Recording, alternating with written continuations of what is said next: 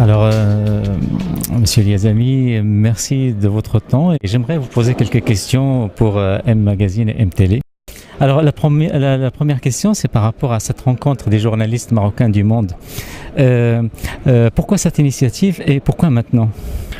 Cette initiative a été organisée par le Conseil de la communauté marocaine à l'étranger et l'instance nationale parlementaire chargée du dialogue médias et société. Vous savez que le Maroc a entrepris depuis plus d'un an maintenant un dialogue national à partir d'une commission constituée par le Parlement marocain pour faire un peu l'état sur la situation des médias au Maroc, voir quels sont les problèmes qui s'opposent et quelles sont les modalités de mise à niveau de ce secteur.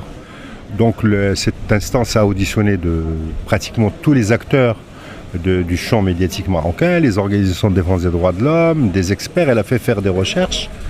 Et dans ce cadre, en avril dernier déjà, elle avait auditionné notre conseil, qui est un conseil consultatif. Et déjà, nous avions proposé à l'époque, en avril dernier, de tenir une telle rencontre pour associer les journalistes et les professionnels marocains du monde à ce débat, voir quelle peut être leur contribution à ce débat, mais aussi quelle est leur situation spécifique. Et donc elle se tient maintenant parce qu'il a fallu la préparer et qu'il a fallu réaliser deux études. Donc une étude sur comment la presse nationale marocaine traite de l'immigration et l'autre étude a porté sur les attentes des journalistes marocains du monde. Donc elle vient à point nommé lorsque c'est prêt.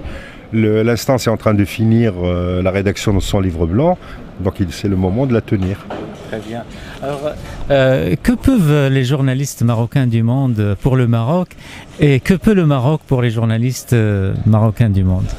Vous avez pu le constater, il y a des dizaines de recommandations qui ont été faites par les 4 ateliers dans lesquels les participants ont travaillé. De manière générale, sans rentrer dans le détail, les journalistes marocains du monde et les professionnels marocains du monde ont acquis une véritable expérience professionnelle dans le secteur des médias, de la communication, des relations publiques. Ils peuvent apporter déjà ces compétences en termes de formation ici. Ils peuvent aussi éventuellement investir dans tel ou tel média. Ils peuvent aussi venir travailler dans tel ou tel média. Donc déjà il y a là, disons, un gisement de compétences qui peut être utile pour le Maroc. Deuxième chose, ils peuvent aussi contribuer à changer par leur production l'image que le Maroc a de son immigration. Une des difficultés que nous rencontrons, c'est que alors que l'immigration change très rapidement, la vision que la société marocaine a de son immigration reste un peu statique. Et donc, ces professionnels marocains peuvent aider leurs homologues marocains du champ des médias à changer leur représentation sur l'immigration. L'autre élément, là aussi très schématiquement, c'est que lorsqu'on immigre, on s'éloigne aussi de la réalité du Maroc. Et donc le Maroc, ce que doit faire le Maroc, c'est essayer d'informer de la manière la plus objective, la plus professionnelle de ce qui se passe ici. Présenter par exemple les opportunités d'emploi, montrer les secteurs dans lesquels il y a du développement, des dynamiques qui sont enclenchées, pour aussi changer les représentations des Marocains du monde sur leur société. C'est pas parce qu'on garde la nationalité marocaine toute sa vie, qu'on la transmet à ses enfants, qu'on connaît ce qui est en train de se passer ici. Un grand sociologue algérien, Abdelmalek Sayed, disait « on n'émigre pas impunément ». C'est-à-dire que lorsqu'on émigre, on paie un certain prix. Et que donc, un de ces prix, c'est de s'éloigner de la réalité, de garder parfois des images très anciennes. Le Maroc bouge, il bouge à une vitesse extraordinaire. Il a des défis, il a des contraintes, il a à son actif beaucoup de réalisations, mais il y a aussi des contraintes. Et donc, il faut donner l'image la plus juste, la plus équilibrée de ce qui se passe ici pour que les gens, librement, décident, s'ils le veulent, s'investir dans tel secteur ou dans tel autre. Très bien, on parle de plus en plus de partenariat entre le gouvernement marocain et les journalistes marocains du monde. À votre avis, comment on peut s'illustrer ce partenariat? Écoutez, moi, il peut y avoir plusieurs idées. Si vous voulez, moi, je viens de revoir, pour préparer cette rencontre, le cahier de charge du pôle public marocain. Il y a plus de 15 articles qui disent clairement qu'il doit y avoir une offre publique marocaine en direction de l'immigration et que les professionnels marocains doivent être associés à la production. Donc bon, déjà par exemple, ce qu'on peut faire, c'est évaluer ce qui est présenté aujourd'hui. Ce qui est présenté aujourd'hui à l'immigration. Il y a des émissions, elles sont présentées, donc il faut les évaluer. Deuxièmement, ouvrir le champ, laisser le champ à d'autres émissions qui pourraient avoir leur place. Il faut aussi peut-être voir comment on peut aider un certain nombre de médias communautaires. Le Maroc est tout de même un pays qui a beaucoup de contraintes, c'est pas un pays très riche. Donc c'est difficile de voir un soutien financier des médias communautaires par le Maroc, qui a déjà beaucoup de difficultés à soutenir les médias d'ici. Mais on peut imaginer des partenaires en termes de banques de programmes. Bon voilà, donc ce sont des idées qu'on peut développer. Le chantier est ouvert. Absolument. Monsieur les amis, en tant que président du CCME, quel regard portez-vous sur la communauté marocaine au Québec et au Canada en général?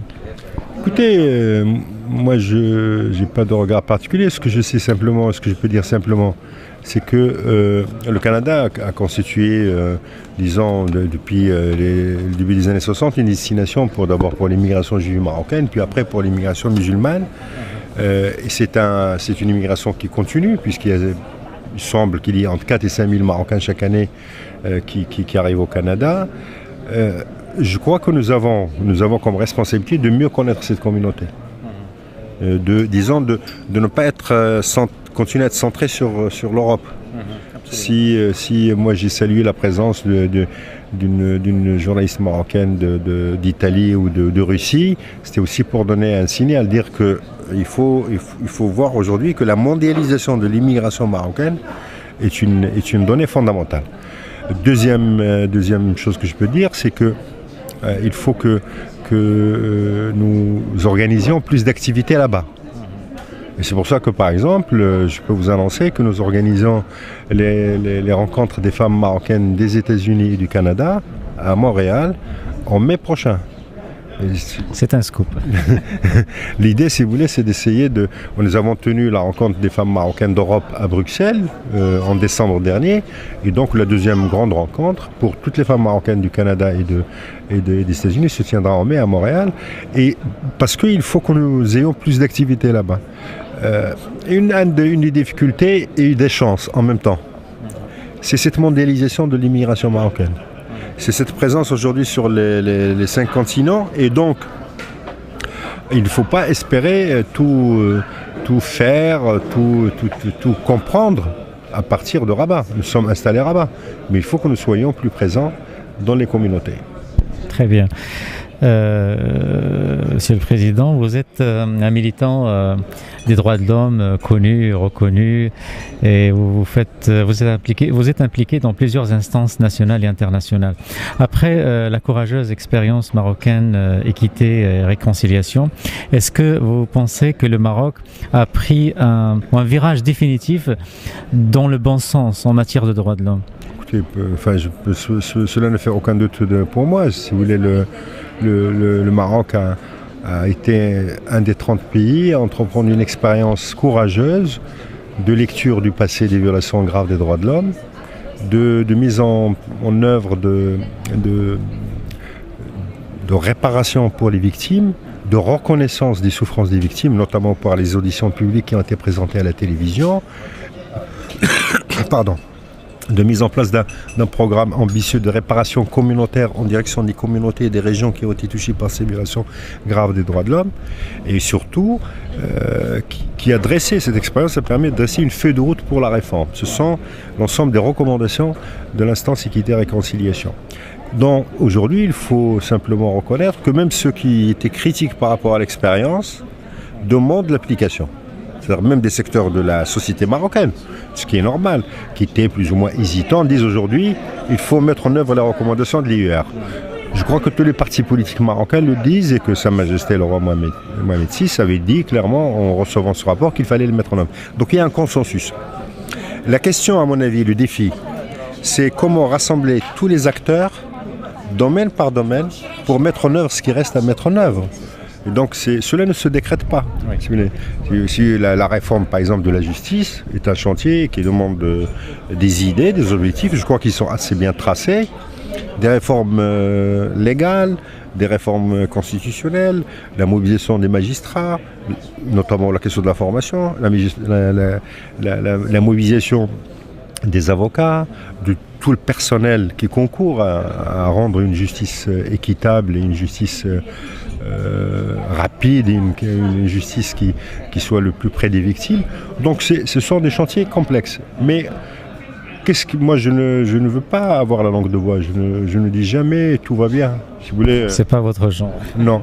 Donc moi lorsque je militais à la Ligue française des droits de l'homme et que j'étais le vice-président, si vous voulez, les 350 sections de la Ligue française des droits de l'homme continuent tous les jours à traiter des problèmes, à dénoncer des violations. Donc, mais nous sommes, à mon avis, au Maroc, nous sommes, disons, en train de faire notre histoire. Nous ne subissons pas notre histoire. Nous sommes en train de la faire. C'est très compliqué, c'est très difficile. Cela demande beaucoup de choses, mais je pense qu'on sait où est le cap. Il me reste deux ou trois questions et j'aurai fini. Alors, est-ce que vous pensez que c'est justement ce virage-là qu'a pris le Maroc qui le met aujourd'hui à l'abri des troubles qui se passent dans la région? Écoutez, moi je ne pense pas que... premièrement, si vous voulez, je crois qu'un certain nombre de causes profondes qui sont à l'origine des troubles actuels, je pense que le Maroc les a plus ou moins, adressés bien avant. Nous avons, vous savez, comme par exemple le parti unique est interdit par la Constitution depuis la première Constitution au Maroc. Donc, il y a le pluralisme politique, il y a un pluralisme syndical, il y a une société civile d'une extraordinaire vivacité. Donc il y a un débat, il y a une presse qui rencontre des problèmes, mais on écrit à 99% ce qu'on a envie d'écrire. Il y a bien évidemment la question de la justice sociale, la question de la formation, la question de l'éducation nationale. Donc on a devant nous, et c'est des défis très importants. Je veux dire, aujourd'hui, une année où il y a de la sécheresse au Maroc, c'est 2% de moins dans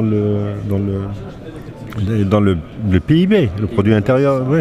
Je veux dire, c'est une croissance de 2 à 3% au lieu de 5%. Nous devons créer des dizaines de milliers d'emplois chaque année. Nous devons aujourd'hui, la montée du prix du pétrole, nous la payons en cash. Un pays comme le Maroc la paye cash. Il y a aujourd'hui la montée du prix du pétrole, pas en raison des événements actuels. Et donc nous avons des défis importants, mais nous avons les outils de les poser, de les discuter et de les débattre. Donc c'est pour ça que je crois qu'il peut y avoir par-ci par-là des problèmes, mais il y en a. La question, c'est qu'on a les outils pour les discuter, on a les instances pour en débattre, et donc il faut que nous soyons peut-être plus dynamiques. Aujourd'hui, jusqu'à il y a peu, nous étions le seul pays à avoir un statut avancé avec l'Union européenne. Dans 6 mois, 1 an, il y aura la Tunisie et le Maroc. Et puis il y a le projet d'accord de libre-échange entre le Maroc et le Canada qui est à l'ordre du jour aussi. J'ai vu une déclaration du Premier ministre, je crois canadien, dans ce sens. C'est évident que aujourd'hui, vivre la globalisation, ce n'est pas un mot simplement de salon. Nous sommes dans le monde, nous sommes dans l'économie mondiale. Lorsqu'on voit ce qui se joue sur la rivalité internationale de la captation des compétences, si vous voulez, aujourd'hui il y a une lutte internationale pour capter les compétences, les ressources humaines. Et donc les Européens perdent leurs compétences en direction des Amériques et le Sud les perd au bénéfice du Nord. Et donc il faut par exemple que nous nous battions sur ce terrain.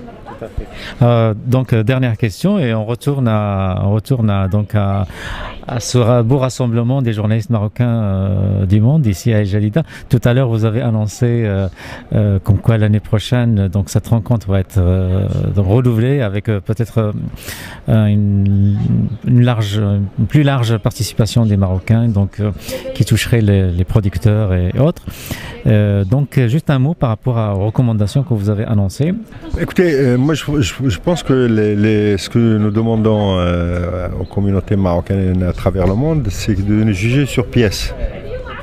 Donc là, on a annoncé un certain nombre de petites décisions comme publier les travaux, publier les recommandations, publier et faire circuler les listes des participants, inclure les recommandations dans le livre blanc avec l'instance. Nous allons essayer de le faire le plus rapidement possible. Nous allons essayer de lancer dès maintenant aussi un certain nombre de recherches pour préparer la rencontre prochaine, le forum d'El Jadida, parce que ça va être son nom, va se tenir l'année prochaine, peut-être un mois après pour avoir un climat un peu plus chaud qu'aujourd'hui, même s'il fait très beau. Mais il doit être élargi aux blogueurs, aux agences de communication de relations publiques, aux sociétés de production, même s'il y en avait quelques-uns. Donc ça, c'est notre engagement, nous le tiendrons. Nous sommes prêts à ce que multiplier ou à trouver des formes pour que ces débats aient lieu dans les pays de résidence. Donc on peut imaginer une petite demi-journée, une journée avec les professionnels des médias au Canada ou en France ou aux Pays-Bas. Donc nous essaierons aussi de continuer à travailler avec les homologues marocains ici. Par exemple, une des recommandations qui est apparue de manière très forte, c'est celle de la formation.